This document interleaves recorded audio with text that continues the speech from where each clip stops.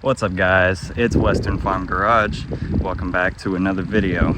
Now, if you watch my channel at all, haven't uploaded in a while, so I apologize for that.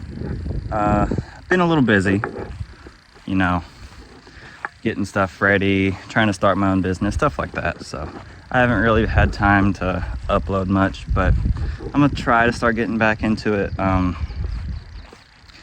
It's been a while since I've uploaded. I think the last time I uploaded was when I had my old red 4-tracks. I don't remember, but I've had a lot going on. So if y'all remember anything in the last video, this was where, over here, this is where like my old workspace used to be. As you can see, nothing is there anymore.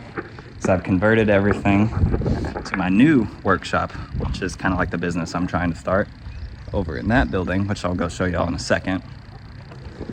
But I'm just give you all a little rundown of what all I have been doing in my hiatus.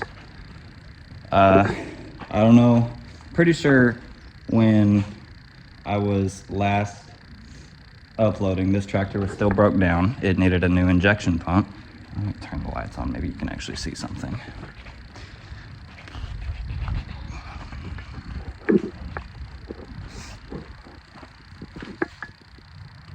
Light. So last time I uploaded, I'm pretty sure this tractor was broke down because it needed a new injection pump, which it actually needs a lot more than a new injection pump, but it actually needs new injectors because it sat for so long. But down there, a little Chinese injection pump. It works. I mean, it fires right up when it's warm. When it's cold, it's a different story, but it needs new injectors. I'll probably make a video on that sometime in the near future when I actually have the money to get them. But I mean,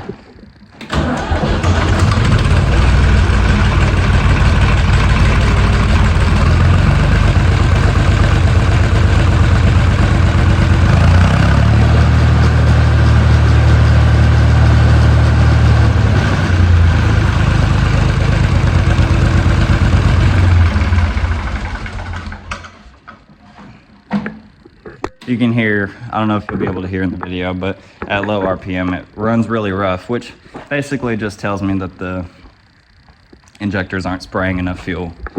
One injector isn't spraying enough fuel, but when I crank up the throttle, it really doesn't matter. It's pushing out that fuel regardless, but so it probably just needs new injectors. That's my diagnosis. I could be wrong, but so this is everything where everything used to be. Everything's moved over here, so we will now walk over to the new workshop and show you guys what I've got going on, and then actually we'll start doing what this video was intended to be about. I'll go ahead and tell you what this video is going to be about. It's about my new four-wheeler that I got, which I don't know if I've ever made a video on. Don't think I have. It is my 2004 Honda Rancher 350. Come on, focus.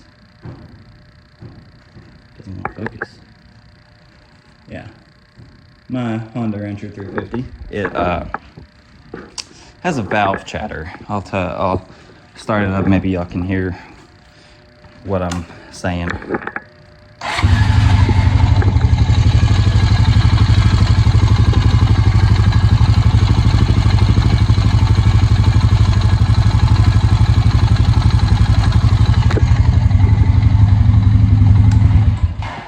I don't know if y'all could hear that rattle, rattle, rattle. That was going on when it was running, but that is what we like to call a valve chatter. So I have to take all this plastic off, start by taking the seat off, and we have to open the valve cover and reset the valves because they're sounding a little sloppy in there. So I'll get to that in a second. Put y'all in a time lapse while I take all the plastic off. But this is the new workshop. A lot more spacious than my old setup in a concrete floor. It's a lot better. It's still a work in progress. I still have like all of that to clean out in there. That'll be like just a storage area, but I still have to clean it. I have a sink. This sink came from the other work area, but I've got to put a new, whatever you call it, spout, sink thingy mabob or whatever. And I still have to actually run the water, which I'm in the process of doing, but I gotta rent an excavator. Might make a small video on that too. Just me running the water lines. If you're new to the channel, this is a little bit of everything that goes on in this channel. I've fixed RVs, I've fixed four-wheelers, I can do pretty much just about anything I put my mind to. But see, we had hydrants back when we had cows, so the lines are down there. I don't know if you can see, it's down there. But those lines are connected in series. So there's the well right there. And it goes from there, behind this barn, there's one hydrant, which is a very stupid design. I don't know why they did this. It goes behind the barn, and then the one behind the barn runs down to this one. You can see, comes right here. You can't really see it because the line's covered in dirt, but it's down there. And then this one, you can see it comes up, elbows off, and goes down there to where another hydrant is.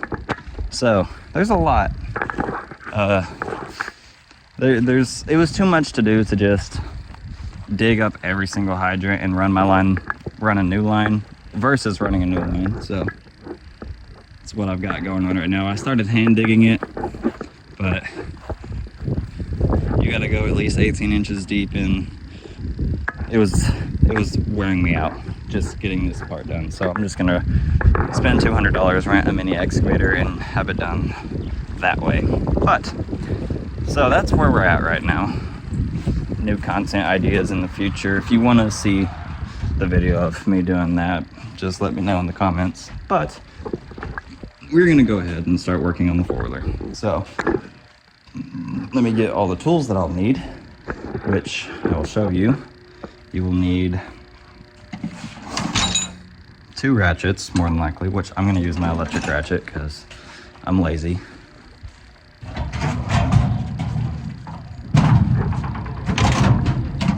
I rock hyper tough tools, I know.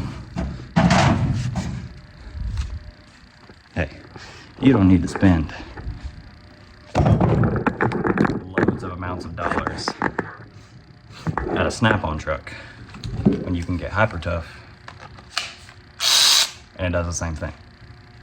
So I'm gonna grab these tools, get everything together, and then we are gonna start tearing apart this four-wheeler behind me. So stay tuned. Okay, so the tools you will need is a ratchet of some sort. I chose this electric ratchet. I get a tray to put all this stuff in. There's this tray, the orange one that I usually use, but it is occupado at the moment, so. Ow, that hurt. We're just gonna use this pan, rolling pan, it's fine. Probably need some sockets of some sort. You will need a 10 mil wabam. That didn't work. You will need some extensions, which they are in here somewhere. 2 different sized extensions.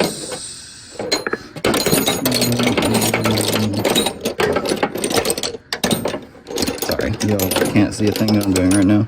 Do this one and this one. If I need a longer one, I'll make a longer one.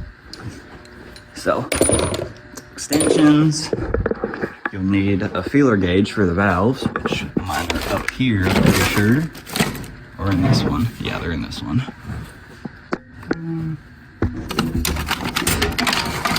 Somewhere. Maybe not in that one. Maybe they are in this one. There we are. Feeler gauge.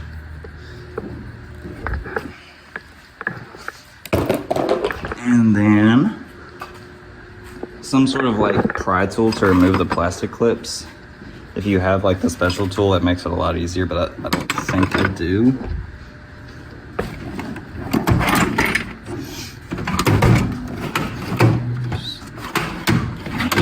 Where's my pry tools at? Was those? Oh, they're up here, I think.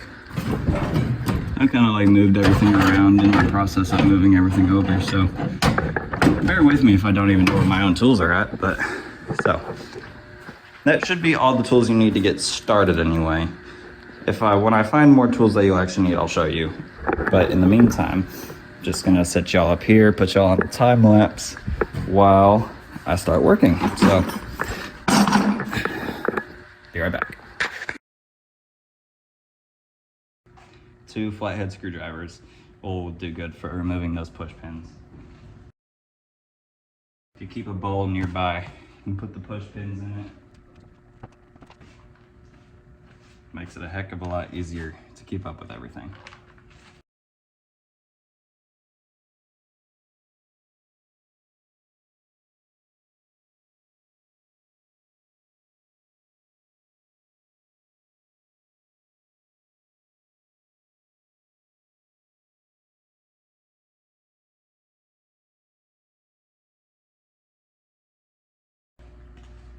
Be careful when you're using screwdrivers. I don't know where it's at. They hurt.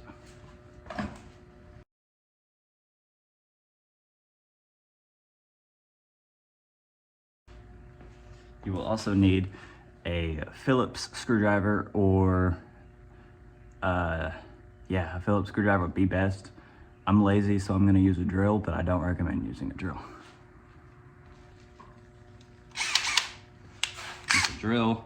There's 2 Phillips screws on your little pocket thingy on the left-hand side of the four-wheeler that you gotta take off to remove the plastic on the other side. I'll take y'all over, show you what I've done. So there's those plastic pins in there. They're everywhere. There's one there, there's one there. There's pretty sure there's one right here holding everything together. There's one down here. There's a 10mm bolt here with another plastic pin. Come around to this side. Plastic pin, plastic pin. There's plastic pins that hold the top shroud, so that goes over the gas tank to the other 2 pieces. So there's 4 here, 1 here, 1 here, 1 here, 1 here. No, that's the 10mm bolt. 1 under here. There's a lot of those freaking pins, but right here, this little pocket where you're able to put stuff. Me personally, I put a Mountain Dew there. 2 Phillips screws. That's what you take out, and you should be able to remove all the plastics.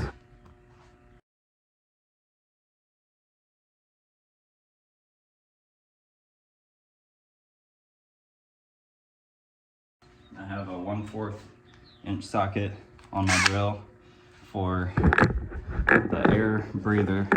I'm gonna snorkel this four-wheeler soon anyway, so I'll also film a video for that. Just to remove the air breather right here. That way I can access everything around the fuel tank.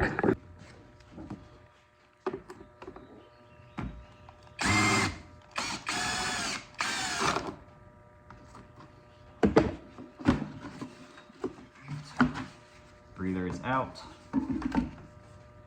There's this little strap thingy. 2 little strap thingies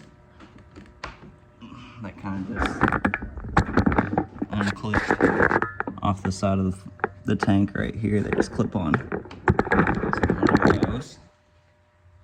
So there's 2 10mm bolts down there that holds the tank in that you'll have to remove.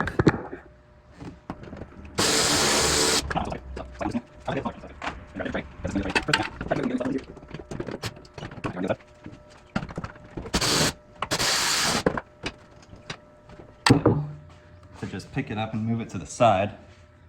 That way it's out of my way. Don't really want to disconnect the entire tank, so that's definitely not what we're gonna do. Because there's 2 more plastic clips. One right here and one right there.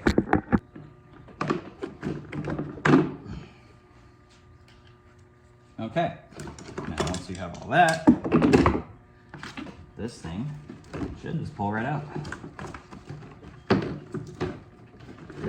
Now, looks like there's a plastic clip holding the plastic guard.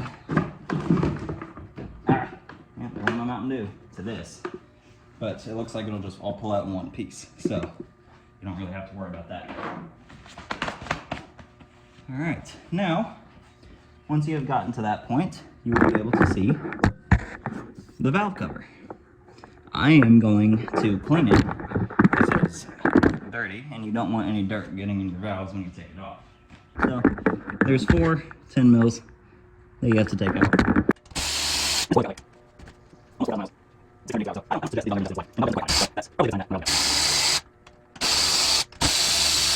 It does need to be at top dead center. Remove the spark plug because that just makes life a whole lot easier when you have your spark plug removed for turning over the engine. And then you need this little check port on the side taken off. I will go ahead and tell you now, it is an absolute pain to remove. It's not fun at all. I didn't have a socket with a 6mm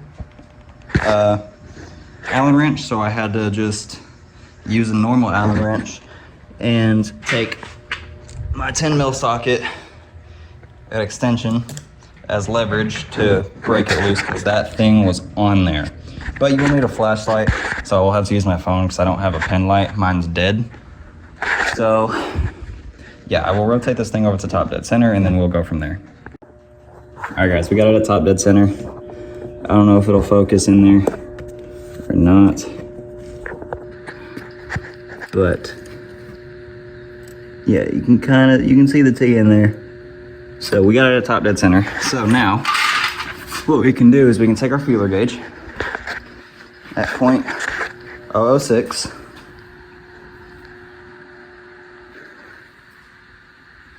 and see where the valves are. All right guys, we're back at the four-wheeler now. Finally got it at top dead center. You'll know it's at top dead center when your valves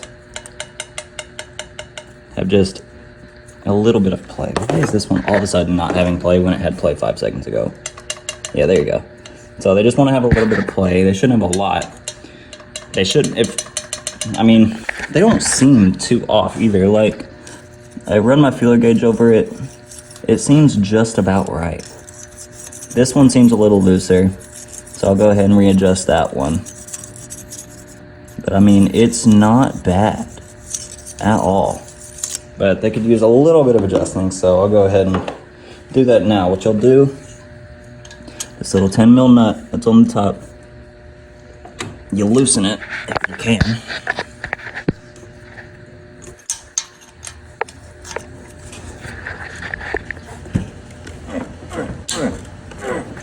Okay, tripod. I can't do both at the same time. Not happening. There's that little nut that you have to undo with the 10mm wrench.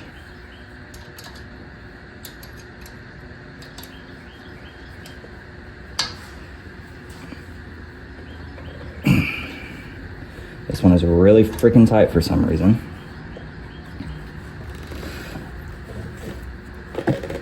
There we go.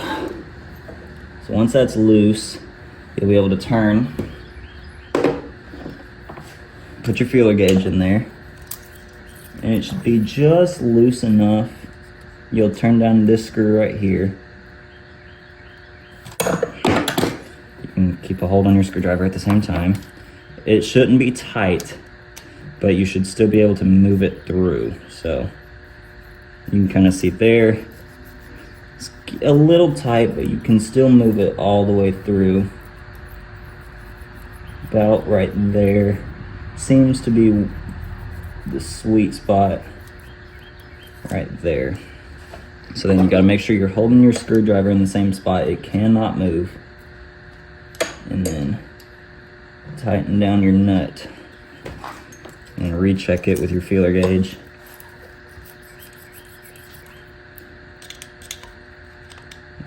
Back it off just a hair.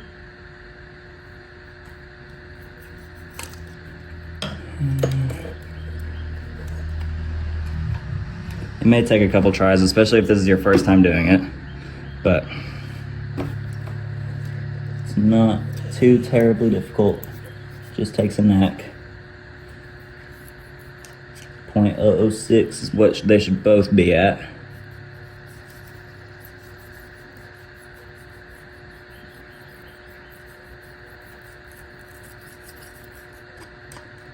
Make sure you have a good feeler gauge too. Mine's a little worn, so it's kind of warped in some places, which could throw off your guide. So you just got to find the flattest spot possible on your feeler gauge. And there we go. So that should be good. I should be able to slide it right under there. Yeah, like it's touching it in all places. Like, yeah, that's good. You should be able to slide it back and forth with a little bit of tension, not a lot. So you can see on this other valve,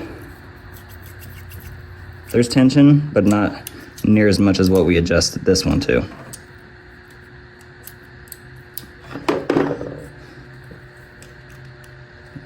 See. There we go. It should be a little bit of a struggle to get it under there versus this one, which, I mean, passes right through, no issue. So that's how you know that it needs to be adjusted. So, same thing you did with the other one. Gotta loosen this nut. That's factory torque spec right there, man. Ain't no way these valves have ever been adjusted before. So, leave it in there. Take your screwdriver.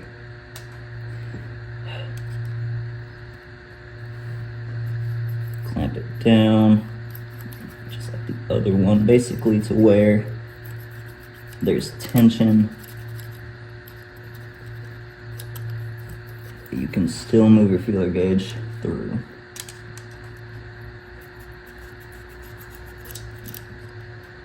Oh. So I think right there is my sweet spot. So keep my screwdriver there in place. There we go. Which actually that ended up being a little tight on the feeler gauge. You gotta really make sure that you're not letting your valve screw move when you're tightening it down.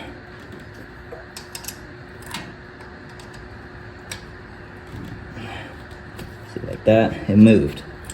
When you start to tighten it down, it started to move.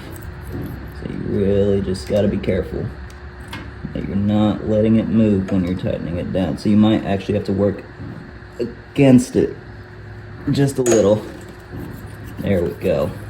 You have to turn, as you're turning your locking nut there, you have to turn left on your screwdriver as you're turning right on your wrench. That way it kind of equals it out, because if you're just trying to leave your screwdriver in place, your locking nut's going to turn your screw right and it's going to tighten down on the feeler gauge. So now we have good contact on both sides. Check your gasket. It's not good to use reuse gaskets, but in my case, I think my gasket is fine. It's there. It doesn't look like it's cracked in any place, so I'm just gonna reuse this gasket because I'm just a baller like that. So now it's just a reverse process, is putting everything back together. But that is how you adjust the valves on a Honda Rancher.